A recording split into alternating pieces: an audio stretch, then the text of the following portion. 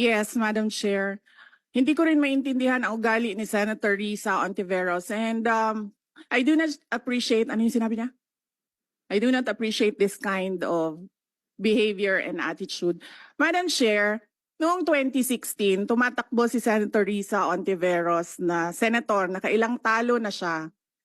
So, Dalawa, Madam Chair. okay, dalawa. Natatakot siya sa pangatlong talo niya, kaya pumunta siya sa Davao. Humingi siya ng tulong. Tinulungan siya ng isang kagawad ng Davao na ngayon hindi na siya sinusuportahan.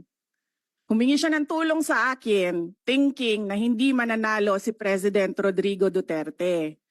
Kinausap niya ako ng kinausap doon sa law office ko sa Davao City. Sabi ko sa kanya, o sige, tutulungan kita. Chinika niya ako ng chinika. Tapos umalis siya. Siyempre, hindi naman siya tumutulong kay Pangulong Duterte. Hindi din totoo yung sinabi ko na tutulungan kita. Tinext niya ako. Pwede ba akong mag-follow up sa hinihingi kong tulong sa boto dyan sa Davao City? So sabi ko sa kanya, okay, sige.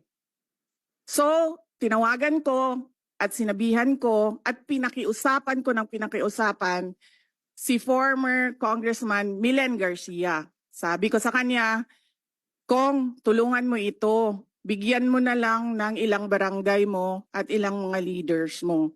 Ayaw pa siya tulungan ni former Congressman Milen Garcia. Pinakiusapan ko ulit, Kong, please tulungan mo na lang.